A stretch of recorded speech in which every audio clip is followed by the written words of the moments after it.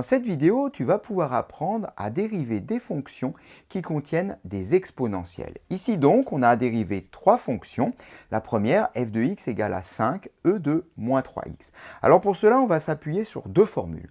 La première qui nous dit que la fonction exponentielle se dérive en la fonction exponentielle. C'est certainement la dérivée la plus sympa qu'on connaisse, puisque si f de x égale e de x, f' de x égale e de x également.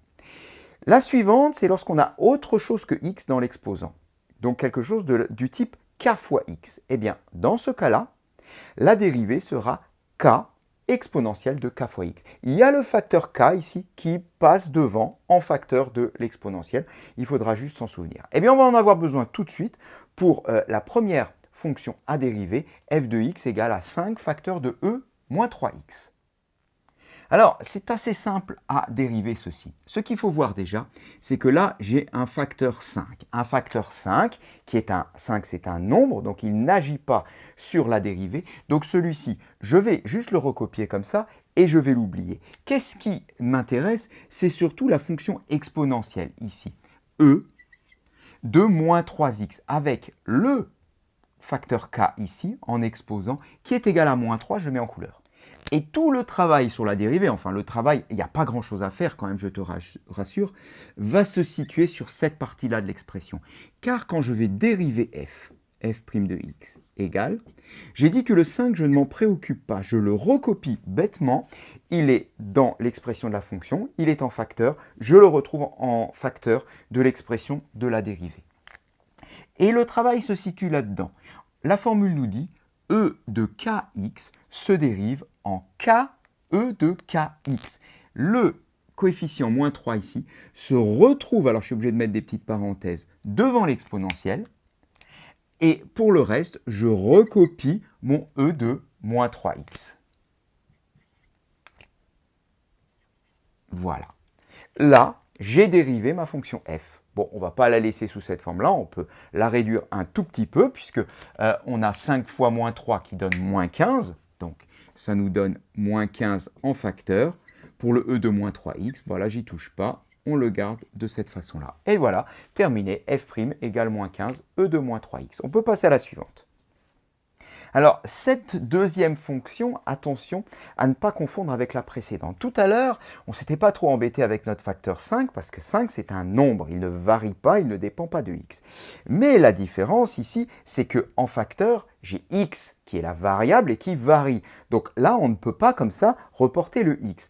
On a quelque chose en fait qui est sous la forme u fois v. On a là un produit de fonction et pour cela, bien, on a une formule. La dérivée de u fois v, c'est u'v plus uv'. Donc on va faire ça par étapes. On va dire que x c'est u, que e de moins x c'est v. Et donc on va calculer la dérivée de u et la dérivée de v. Voilà, j'ai recopié, donc u de x égale x. La dérivée de u, bah, c'est la dérivée de x, c'est-à-dire 1. Ensuite, v de x égale e de moins x. J'ai recopié ici, v de x égale e de moins x. La dérivée de v, donc v', est égale à, alors là, attention, elle est également sous la forme e de kx, avec k cette fois-ci qui vaut, alors le petit moins ici, c'est moins 1. Donc, en fait, c'est comme si j'avais ici un moins 1 facteur de x. La formule de dérivation nous dit, tu fais passer le moins 1 devant, donc j'écris juste un moins, ou moins 1, bon, je vais laisser moins 1 pour l'instant, je vais l'effacer. Et ensuite, tu recopies e de kx, c'est-à-dire e de moins x. Donc, finalement, la dérivée, c'est moins 1 e de moins x. Mais c'est là que, bon, le 1 sert à rien, donc on écrit simplement moins e de moins x. Voilà, bien ceci étant fait, on peut appliquer la formule pour calculer la dérivée de g, soit g' de x, est égal à... La formule nous dit u'v, donc u'1 fois v, e de moins x, plus uv', donc ux fois v' fois moins e de moins x. La dérivée est écrite maintenant, on n'a plus qu'à la simplifier un tout petit peu. Parce que 1 fois e de moins x, bah, c'est e de moins x. Et là, j'ai ici le moins et le plus qui font moins. X e de moins x, x e de moins x. Alors, on pourrait la garder sous cette forme, mais dans l'idée d'étudier son signe par la suite, puisque je rappelle, enfin, sauf si tu ne l'as pas encore fait, mais je ne pense pas, qu'on calcule une dérivée pour étudier les variations d'une fonction, et pour cela, il nous faut le signe de la dérivée. Donc, dans le but d'étudier le signe de la dérivée, ça serait pas mal de la factoriser. Et donc là, on voit un facteur e de moins x, un facteur de e de moins x, ça veut dire qu'il y a un facteur commun qui est e de moins x, donc on peut factoriser par e de moins x. Quand ici, je prends e de moins x, je prends tout, il me reste donc 1, moins. Quand ici je prends e de moins x, il me reste x. Voilà, sous cette forme-là, alors là, la dérivée est top pour pouvoir étudier son signe. J'en dis pas plus parce que ça ne fait pas l'objet de cette vidéo. En tout cas, on peut passer à la dernière expression, h de x, 4 sur e de x. Voilà, j'ai fait un petit peu de place, on n'avait plus besoin de détails de u et v. Et donc pour cette dernière fonction, on reconnaît un quotient.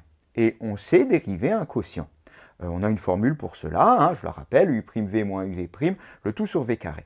Sauf que ici, ça serait maladroit d'utiliser cette formule. Alors, pour une raison simple, c'est que le u, donc au numérateur, ne dépend pas de x. Donc, il n'y a pas besoin ici de s'embêter avec cette formule, qui marcherait bien sûr, mais qui nous fera faire quelques calculs algébriques, et c'est toujours source d'erreur. Ici, il y aurait un moyen de monter le e de x. Pour cela, eh bien, on sait qu'il suffit de jouer sur l'exposant. 1 sur e de x, donc ce e de x en bas, c'est égal à e de moins x. Ce qui veut dire que là, en recopiant le facteur 4, je peux de cette façon-là monter le dénominateur simplement en jouant sur l'exposant.